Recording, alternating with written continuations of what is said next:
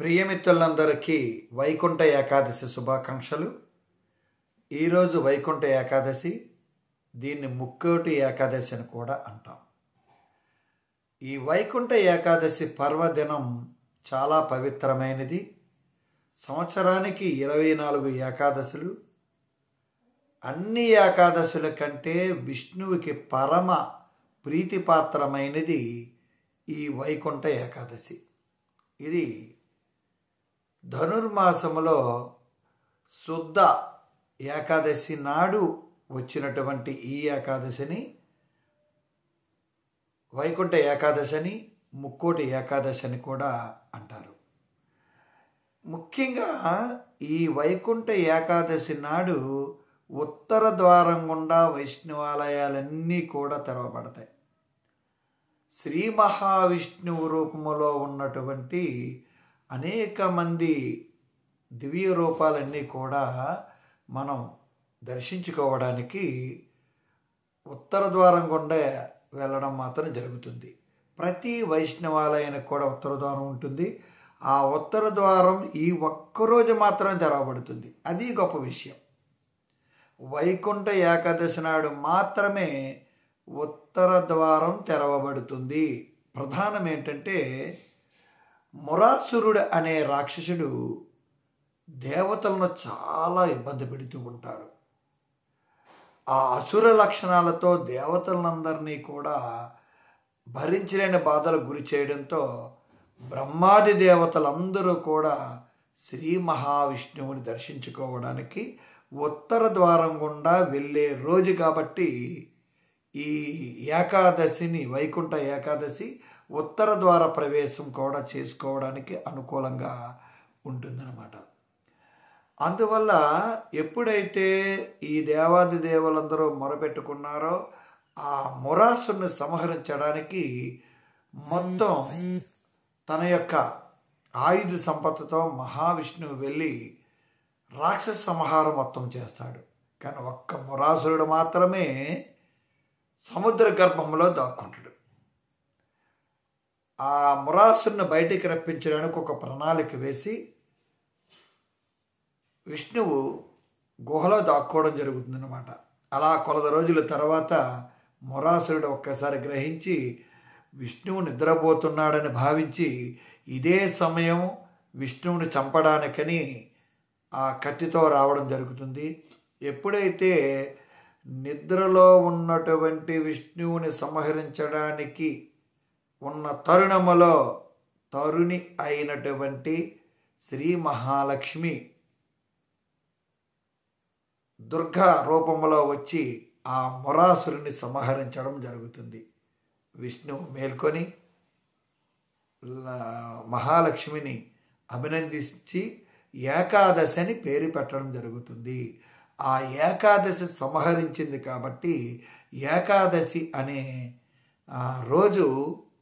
ఆ రోజుకి ఏకాదశి రావడం, ఆ ఏకాదశి పరమ పవిత్రమైందని కూడా భక్తుల యొక్క ప్రగాఢ విశ్వాసం.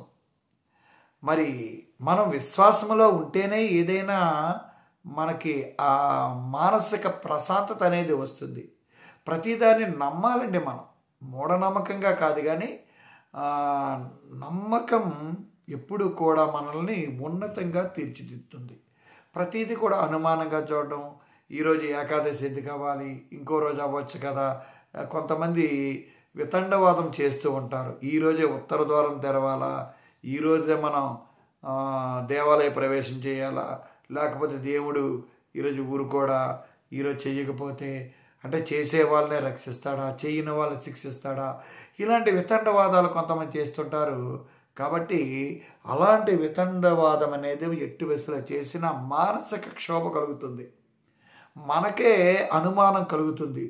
ఏదో నేను ఇలా మాట్లాడుతున్నాను కాబట్టి నాకేమైనా ఇబ్బంది ఏర్పడుతుందేమో అని బయటికి లేకపోయిన మనసులో ఉంటుంది. కాబట్టి ముందు నమ్మకం అనేది ప్రధానం. భక్తుల విశ్వాసం అలాంటిది. అందుకే అన్ని వైష్ణవాలయాలు కూడా ఈరోజు వైకుంఠ ఏకాదశి కదండి. ఈరోజు అన్ని వైష్ణవాలయాలు కూడా కిటకిటలాడుతాయి. మరి ఈ సందర్భంగానే ఒక అపశృతి తిరుపతిలో జరిగింది ఒక 2 రోజుల క్రితం. అది చాలా దురదృష్టకరమైన విషయం. అందుకే భక్తులు సంశయం పాటించాలి. ఒక క్రమ పద్ధతిలో క్రమశిక్షణలో వెళ్ళడం భక్తుల యొక్క విధి. ఆ పరమాత్మ యొక్క విగ్రహాన్ని, ఆ పరమాత్మని యొక్క దర్శించుకోవడానికి మనం కొంచెం క్రమశిక్షణలో వెళ్ళడం మంచిది. అడ్డదారిలో వెళ్ళడం, ఒకరినొకరు తోసుకొని వెళ్ళడం, ఇది ఎంత మాత్రం మంచిది కాదు. అందుకే కొంతమంది ఏమనుకుంటారంటే, చూసారా దేవుడు రక్షించేయాలి కదా, ఎందుకు రక్షించలేదని. మనం తప్పు చేసినప్పుడు ఎందుకు రక్షిస్తాడు చెప్పండి? మనం తప్పు చేస్తాం, అక్రమంగా ప్రవర్తిస్తున్నాం. మనం అక్రమంగా ప్రవర్తించడం అనేది మంచిది కాదు. అందువల్ల అది ఎప్పుడు కూడా మనం క్రమశిక్షణలో ఉండి, చక్కటి ఆలోచనలతో ఉండి, ఎంతో దూరం వెళ్ళిపోయి దర్శించుకోవాలనే ప్రవర్తన మనం మానుకొని, మన పరిసర ప్రాంతాల్లో ఉన్నటువంటి దేవాలయాలు సందర్శించుకొని ఆ రద్దీని కానీ తగ్గించుకోగలిగితే ఇలాంటి ఉపద్రవాలు కూడా జరగవు. ప్రతి ఊరిలో, ప్రతి ప్రాంతంలో కూడా వైష్ణవాలయాలు, శివాలయాలు, రామాలయాలు, ఇలా మన భగవద్ దర్శనం కోసం అనేక రకమైన ఆలయాలు ఉంటాయి. అక్కడ కూడా మనకి ఆ దర్శనం భగవంతుడి దర్శనమే కదా. అసలు భగవంతుడు, ముఖ్యంగా విష్ణువు గుహలో ప్రవేశించాడంటే అది మానవ హృదయం అని మర్చిపోకండి. దేహమే దేవాలయం మనకు వేదాలు చెబుతున్నాయి. మరి దేహమే దేవాలయమైనప్పుడు దేవాలయానికి ద్వారం ఈ వక్షస్థలం. ఈ మనసులోనే భగవంతుడు, ప్రతి మనిషిలోని భగవంతుడు ఉంటారు ఖచ్చితంగా. మరి భగవంతుడు ఉండేటప్పుడు ఆ భగవంతుడు పునీతం చెయ్యాలి అంటే, భగవంతుని పరిశుద్ధం చెయ్యాలంటే మన మనసు పవిత్రంగా ఉండాలి, మన ఆలోచన పవిత్రంగా ఉండాలి, మన నిత్య కర్మలు కూడా పవిత్రంగా ఉండాలి. అబద్ధం ఆడడం కానీ, అన్యాయం చేయడం కానీ, ఇతరులు దూషించడం కానీ ఉండకూడదు. ఇప్పుడు కూడా మనం ధ్యానం, జపం, ధ్యానం, తపస్సు, ఇలా నిరంతరము కూడా దైవ సన్నిధిలో ఉండడానికి ప్రయత్నం చేయాలన్నమాట. ఈరోజు తప్పనిసరిగా ప్రతి ఒక్కరు ఉపవాసం ఉంటారండి. పుణ్య దినాల్లో అయితే అనారోగ్యంతో బాధపడేవారు, ముదిసలు, చిన్నపిల్లలు ఉపవాసానికి అర్హులు కాదు. కానీ ఆరోగ్యంగా ఉన్న వాళ్ళందరూ ఖచ్చితంగా ఉపవాసం చేయాలండి. ఉపవాసం అంటే అంటే దగ్గర, వాసం అంటే ఉండడం, దగ్గరగా ఉండడం. ఉపవాసం అంటే ఎవరికి దగ్గరగా? భగవంతుడికి దగ్గరగా ఉండడం. భగవంతుని నామస్మరణం, గోవింద గోవింద, ఇలా భగవంతుని యొక్క నామస్మరణానికి దగ్గరగా ఉండాలి మనం. ఇలా దగ్గరగా ఉంటే ఖచ్చితంగా కూడా భగవంతుడు కరుణిస్తారని చెప్తారు. ముఖ్యంగా ఈరోజు భగవంతుడు అయినటువంటి శ్రీ మహావిష్ణువు గరుడు వాహనంపై ముక్కోటి దేవతలతో భూలోకాన్ని సందర్శిస్తారని, వారి దర్శనం ఈరోజు జరుగుతుందని ప్రగాఢమైన ఆత్మవిశ్వాసం ప్రతి భక్తుడిలో ఉంటుందన్నమాట. అందువల్ల ముక్కోటి దేవతలతో భూలోకానికి మానవ దర్శనానికి విష్ణువు వస్తారు కాబట్టి ముక్కోటి ఏకాదశి అని చెప్పడం జరుగుతుంది. మరి మన ఇంద్రియాలు, ముఖ్యంగా మన శరీరంలో, మన మనసులో 11 మంది శక్తులు ఉంటారండి. అరిషడ్ వర్గాలు అంటే 7 శక్తులు అయినప్పటికి కూడా ఈ 11 మంది శక్తులు ఎవరంటే పంచేంద్రియాలు, కర్మేంద్రియాలు. పంచేంద్రియాలు అంటే మనకి చెవులు, ముక్కు మొదలైనవి. కర్మేంద్రియాలు కాలు, చేతులు మొదలైనవి. అంటే ఈ యొక్క 5 పంచేంద్రియాలు 5, కర్మేంద్రియాలు 5, 10, మనసు 11. ఈ 11 ఇంద్రియాలకు నుంచే మనం చెడులు చేయడానికి ఇష్టపడుతుంటాం. ఈ ఇంద్రియ నిగ్రహం అనేది ఉండాలి మనకి. ఇంద్రియ నిగ్రహం లేకపోతే చెడులు, ప్రమాదాలు జరుగుతాయి. ఈ చెడులకి అధిపతే మొర. ఆ మొరనే, మొరాసురుణ్ణి సంహరించడం శ్రీ మహాలక్ష్మి దుర్గా అవతారంలో చేయడం జరిగిందనమాట. కాబట్టి ప్రతి ఒక్కరూ కూడా మన ఇంద్రియాలని మన ఆధీనములో ఉంచుకోవాలి. మన పంచేంద్రియాలు కానీ, కర్మేంద్రియాలు కానీ, ఆ మనసును కానీ, మనసుని ఎప్పుడు మన నియంత్రణలో మన ఉంచుకోగలిగితే, మన పిడికిల్లో ఉంచుకోగలిగితే మనిషిగా ఎదుగుతాడు. అది ఇక్కడ గొప్ప విషయం. ఇప్పుడేనండి సతీసమేతంగా మాకు దగ్గరలో ఉన్నటువంటి రాజమహేంద్రవరంలో సింహాచలంలో ఉన్నటువంటి సింహాద్రప్పడు నరసింహస్వామి ఆలయం రాజమండ్రిలో కూడా ఉంది. అంటే కాళేపు అప్పారావు గారు కీర్తిశేషుల వారు సింహాచలం దర్శించుకొని ఆ సింహాచలం యొక్క నమూనాని ఇక్కడ కూడా రాజమహేంద్రవరంలో ఉన్నటువంటి రామదాసుపేట, అంటే మాకు ఒక 2 కిలోమీటర్లు అండి, క్వారీ మార్కెట్కి కొంతమూరికి మధ్యలో ఈ రామదాసుపేటలో స్థలం కొని అక్కడే వైష్ణవాలయం నిర్మించడానికి ఆయన శంకుస్థాపన చేయడం, తదుపరి శంకుస్థాపన జరగకముందే వారు కీర్తిశేషులు ఆ శ్రీ మహావిష్ణువు దగ్గరికి వెళ్ళిపోవడం, వారి కుమారులు ఆ కార్యభారాన్ని భుజాన్ని వేసుకొని చక్కగా ఈ రామదాసుపేటలో అంటే క్వారీ మార్కెట్ ఇప్పుడు ప్రజెంటే మనకి రాజమహేంద్రవరంలో ఉన్న వాళ్ళకి తెలుస్తుంది, డీమార్ట్ పక్కనే వస్తుందండి అది. ఆ ఆలయానికి వెళ్ళడం జరిగిందండి. భక్తులు ఎంత పరమ పవిత్రంగా రావడం జరిగింది. ఒక క్రమశిక్షణలో వెళ్ళారండి. చూసారా, ఒక క్రమశిక్షణలో వెళ్ళడం వల్ల ఏ ఉపద్రవాలు అనేవి జరగవన్నమాట. ఉత్తర ధ్రువం గుండా వెళ్ళేటప్పటికీ మనసంతా ప్రశాంతంగా ఉంది. అలా ఆ దివ్య తేజ రూపాన్ని దర్శించుకోవడం జరిగింది. అలాగే మీరందరూ కూడా ఇది ఏ సమయంలో నేను ఉదయమే చెయ్యాలనే నియమం లేదండి. ఈరోజు ఎప్పుడైనా మీరు వైష్ణవాలయానికి వెళ్ళి ఆ భగవత్ స్వరూపాన్ని ఒక్కసారి తిలకించి మనసుని ప్రశాంత వాతావరణంలో పెట్టుకుంటే సరిపోతుంది. ఉపవాసం చేస్తే ఇంకా చాలా మంచిది. రేపు మరి అన్నదానం ఆ కార్యక్రమాన్ని కూడా చేస్తే ఇంకా చాలా మంచిది. ఇలాగా మనిషి అనేవాడు తన నిత్య కర్మలు చేసుకుంటూ ఖాళీ సమయంలో ఈ జపము, ధ్యానం, తపస్సు అంటే భగవంతుడి దగ్గరగా ఉన్న నామస్మరణం చేయడం అన్నమాట. ఇలా నామస్మరణం చేసుకుంటే చాలా మంచిదని ఈ సందర్భంగా చెప్పడం జరుగుతుందన్నమాట. మరి వైకుంఠ ఏకాదశి రోజునే సముద్ర మదము నుండి అమృతం హాలాహలం కూడా పుట్టిందని చెప్తారు. హాలాహలాన్ని శంకరుడు తన గరళకంఠుడు అంటాం, తన కంఠమనందే ఉంచి ఈ విశ్వానికి ఏ ప్రమాదం జరగకుండా చేయడం జరిగింది. ఇలా అనేక రకమైన ఇతివృత్తాలు ఉన్నప్పటికి కూడా నిజంగా ఆధ్యాత్మికమైన ప్రతి విషయం కూడా ఆరోగ్యదాయకం. హైందవ ధర్మంలో ఉన్నటువంటి ఈ ప్రతి విషయాన్ని మనం తీసుకుంటే ప్రతిదీ కూడా ఆధ్యాత్మికత ఆరోగ్యకరం. మీరు ఏ విషయం తీసుకోండి, ఉపవాసం చాలా ఆరోగ్యకరం కదండి. మన శరీరంలో మీరు ప్రతిరోజు కూడా వృధాహారం చాలా ఉండిపోతుంటుంది. అది మలిన రూపంలో ఒక్కొక్కసారి వెళ్ళకుండా మన పొట్టను పాడు చేస్తుంటుంది. మనం ఉపవాసం ఉన్నాం అనుకోండి, అది కూడా మలిన రూపంలో చెడిపోయి మనం ఎప్పుడైతే తులసి తీర్థాన్నో లేకపోతే నిమ్మరసాన్నో ఏదో ఒక తీసుకోవడం వల్ల ఏమవుతుందంటే వాటి ద్వారా శరీరంలో ఉన్న మిగతా మలినాలన్నీ కూడా మనకి మల రూపంలోకి బయటికి రావడం జరుగుతుంది. తద్వారా మనకి ఏ విధమైన అనారోగ్యం రాదు. అందువల్ల ఉపవాసం చాలా మంచిదన్నమాట.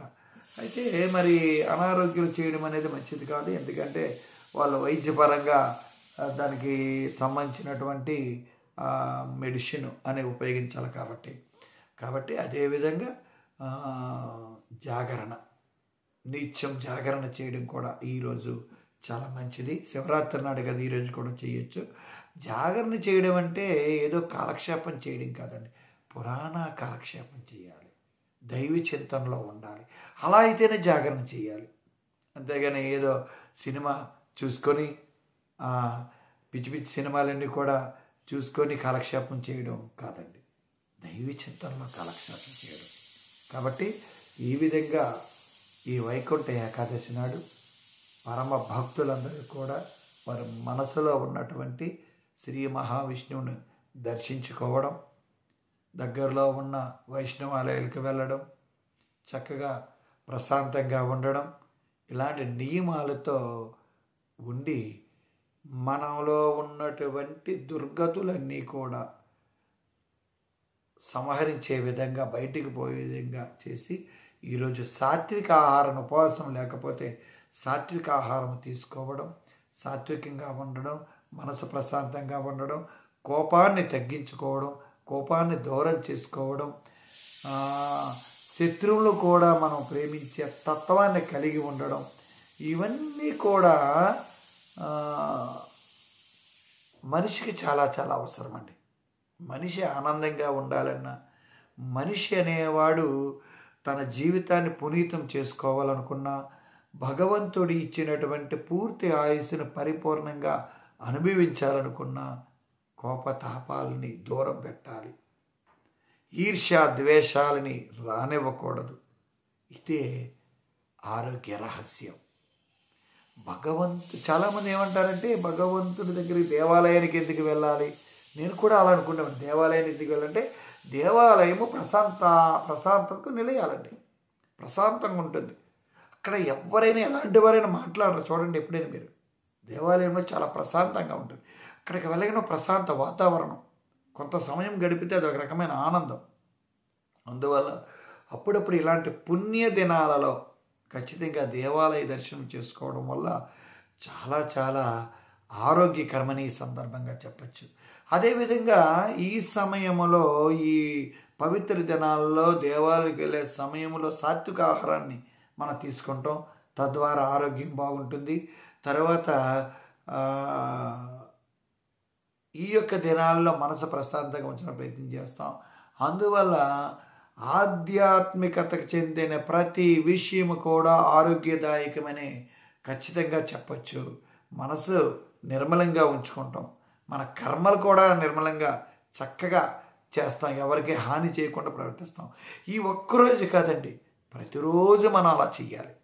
ప్రతిరోజు కూడా సర్వేజన సుఖినో భవంతలాగా పరోపకారం చేయడానికి ప్రయత్నం చేయాలి. పరోపకారం చేయడం అంటే దీన్ని డబ్బుతోనే ముడిపెట్టవసరం లేదని అనేక విధాలుగా కూడా మనం ఉపకారము చేయొచ్చన్నమాట. ఉన్న దాంట్లో మనం చేయగలం దాంట్లో మనం ఇతరుల ఉపకారం చేయడమే మానవ సేవే మాధవ సేవ అని చెప్పడం జరుగుతుంది. మరి చాలామంది దేవాలయాలకు వెళుతూ ఉంటారు, ప్రార్థనలు చేస్తూ ఉంటారు, మొక్కులు చెల్లించుకుంటుంటారు, విపరీతమైన ఖర్చు పెడుతూ ఉంటారు. కానీ పేదవాడి ఆకలి తీర్చడానికి కానీ, అనాథలకు సాయం చేయడానికి కానీ, ఎవరైనా మన ఇంటికి వచ్చి భవతే భిక్షాందే అంటే వారి మీద చిరాకు పడడం, ఇవన్నీ కూడా ఎంత దారుణంగా ఉంటాయి చూడండి. మానవ సేవే మాధవ సేవ. పరులకి మనం సేవ చేయడం వల్ల మనకి భగవంతుడి సేవ చేయడమే అని అర్థం. అందుకే కొన్ని ఒక ఉదాహరణకు ఒక భక్తుడు మనం తీసుకుంటే, భక్తుడు ఏమంటాడంటే, భగవంతుడు నన్ను కాపాడలేదు, నేను చాలా కష్టాల్లో ఉన్నాను, ఏ విధంగా కాపాడలేదు అని బాధపడుతూ ఉంటాడు.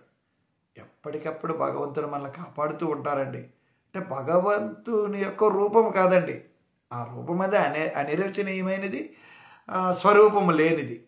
భగవంతునికి స్వరూపము లేదు, మనమే నిర్ణయించుకుంటాం, స్వరూపాన్ని ఏర్పాటు చేసుకుని పూజిస్తాం. మరి ఆ వేరొక రూపంలో, అది మనిషి రూపంలో కానీ, వేరే జంతువు రూపంలో కానీ, ఏదైనా వస్తువు రూపంలో కానీ వచ్చి మనల్ని హెచ్చరిస్తూ ఉంటారు. నువ్వు ఈ పని చేయకూడదు, ఈ పని చేస్తే ఈ విధంగా ఉంటుందని. మనం ఏం చేస్తాం? తోసిపుచ్చేస్తాం పక్కన, నువ్వెవడో చెప్పడానికి, మాకు తెలిసిలే అని అంటాం. తర్వాత మనకి ఆపద వస్తే భగవంతుడు రక్షించాడు కాదనుకుంటాం. చూసారా? ఏదో రూపంలో భగవంతుడు మనం హెచ్చరిస్తూ ఉంటారు. మనం ఖచ్చితంగా తెలుసుకోగలగాలి. కాబట్టి ఇలాంటి వైకుంఠ ఏకాదశి, ముక్కోటి ఏకాదశి నాడు పరమ భక్తులే కాకుండా అందరూ కూడా, మానవులందరూ కూడా ఆత్మచింతన, మానసిక మానసిక ప్రవర్తన, మానసికంగా మనం పవిత్రంగా ఉండడం, ఇవన్నీ కూడా మనకి ఎంతో ఆరోగ్యదాయకాలు. కాబట్టి భగవంతుడు ఏదో రూపంలో మనకి ఆయన దర్శనమిస్తూ ఉంటారు నిరంతరం. వాటిని మనం సద్వినియోగం చేసుకోవాలి. చేసుకుంటే ఏ విధమైన ఆపదలు లేకుండా ఎప్పుడూ కూడా ఆనందంగా సుఖ సంతోషాలతో ఉంటామని ఖచ్చితంగా చెప్పచ్చు. ఈ సందర్భంగా మిత్రులందరికీ కూడా ఆరోగ్యవంతులుగా ఉంటూ, మానసికంగా దృఢంగా ఉంటూ, దైవ చింతనలో ఉంటూ, ప్రతి ఒక్కరు కూడా ఇప్పటికి కూడా ఎవరైనా భగవంతుని దర్శించుకోలేకపోతే ఖచ్చితంగా ఈరోజు ఏదో సమయంలో దర్శించుకొని మనసు ప్రశాంతంగా ఉంచుకొని మంచి కర్మలు, సత్కర్మలు ఆచరిస్తూ నిత్య జీవితం ఆనందమయం చేసుకుంటారని ఈ సందర్భంగా ప్రియమిత్రులందరినీ కోరుకుంటున్నాను. మీ మిత్రుడు జామి సత్యనారాయణ.